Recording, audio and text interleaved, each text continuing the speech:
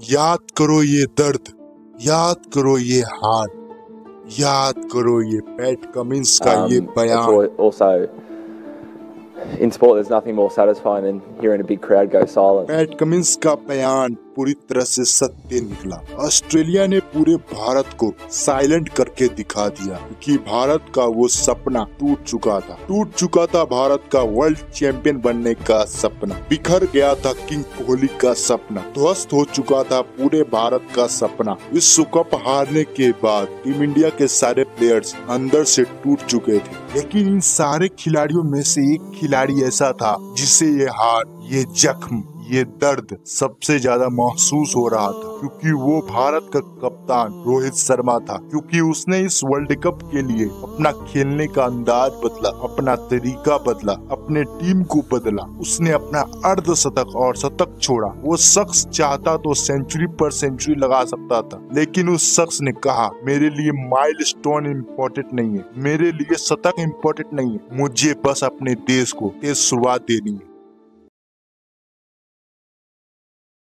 नमस्कार, आप देख रहे हैं सी फ्लिक्स डॉक्यूमेंट्री का special episode the dangerous revenge of hitman. 24 जून 2024 एक बार फिर से team India versus Australia T20 world cup में एक दूसरे के आमने सामने थी। इन दोनों टीमों के कप्तान टॉस के लिए मैदान पर थे। टॉस जीतकर कंगारू कप्तान ने भारत को पहले बल्लेबाजी का आमंत्रण दिया। इस मैच का बेसब्री से इंतजार कर रहा संपूर्ण भारत, सबके निगाहों में ये मैच नहीं बल्कि बदले का अवसर था और 19 नवंबर का बदला लेने के लिए तैयार था। The man, the myth, the hitman, the Rohit Sharma. Match प्रारंभ हुआ। कंगारू की ओर से पहला ओवर डाल रहे थे मिचेल स्टार्क का पहला ओवर कंगारुओं के लिए किफायती रहा, परंतु दूसरा ओवर फेंक रहे जॉस हेजलवुड ने किंग विराट को पवेलियन का रास्ता पकड़ाया।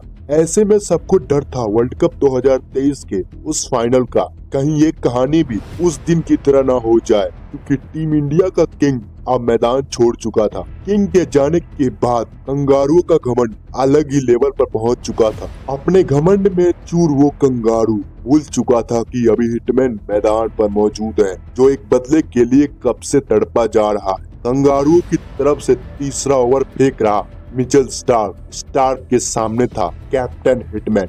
स्टार के तीसरे ओवर की पहली बॉल पहला 6, दूसरी बॉल दूसरा 6, तीसरी बॉल 4 रन, चौथी बॉल एक बार फिर 6, पांचवी बॉल मिस हिट, छठवीं बॉल वाइड और फिर अगली बॉल 6। स्टार के इस ओवर में हिटमैन ने धागे खोल दिए। मैच 3 ओवर का खेल खत्म हो चुका था। टीम इंडिया के खाते में 35 रन आ चुके थे। अब संपूर्ण भारत को इंतजार था हिटमैन वर्सेस मिस्टर साइलेंसर का। ऐसे में कंगारू कप्तान ने 5वें ओवर में उस इंतजार को खत्म कर दिया। 5वें ओवर में the man, the myth, the silencer, the PAT Cummins को मैदान पर उतार दिया। 5वें ओवर की पहली बॉल पर हिटमैन ने मिस्टर साइलेंसर के साइलेंस को पूरी तरह से ध्वस्त कर दिया। हिटमैन ने पैट के इस ओवर में 15 रन कूटकर मैच 19 गेंदों में अपना अर्धशतक पूरा किया। हिटमैन ने अपने करियर का सबसे तेज अर्धशतक जड़ा। अब पावर प्ले समाप्त हो चुका था। टीम इंडिया हिटमैन एक्सप्रेस पर सवार हो चुकी थी। टीम इंडिया के खाते में 60 रन थे।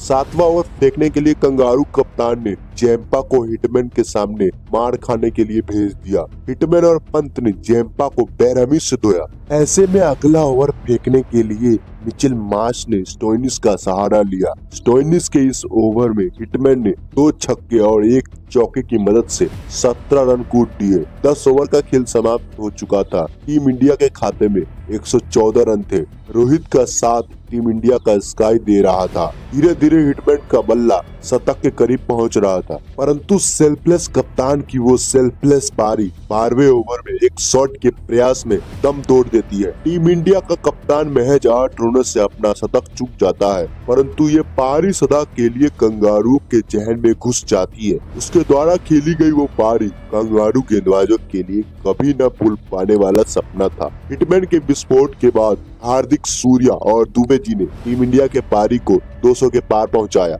ये रहा टीम इंडिया के बल्लेबाजों का स्कोर कार्ड। टीम इंडिया की तरफ से हिटमैन ने महज 41 गेंदों पर 91 रनों की एक तूफानी पारी खेली। सूर्य कुमार यादव ने भी 16 गेंदों पर 31 रन ठोक डाले और हार्दिक ने भी टीम इंडिया के पारी को शानदार फिनिशिंग टच दिया। अब कंगारुओं के सामने 206 रनों की चुनौती थी। इस चुनौती के लिए ट्रेविस हेड और मिचेल मार्श ने खूब जोर लगाया। ट्रेविस हेड का ये बल्ला संपूर्ण भारत को वर्ल्ड कप फाइनल का याद दिला रहा था, परंतु बादशाह बुम ने हेड को आउट कर ये बताया कि ये 19 नवंबर नहीं 24 जून है। ट्रेविस हेड के जाने के बाद टीम इंडिया इस मैच में वापस आ चुकी थी और ये मैच टीम इंडिया जीत चुकी थी और इसी के साथ ले लेती है team India world cup final का बदला। ये मैच इतिहास हमेशा हमेशा के लिए याद रखेगा हिटमैन के इस विस्फोटक पारी के लिए। अगर ये डॉक्यूमेंट्री आपको पसंद आई है तो हमारे चैनल सिंप्लिक्स डॉक्यूमेंट्री को अभी सब्सक्राइब कीजिए। मिलते हैं आपसे कुछ दिनों में।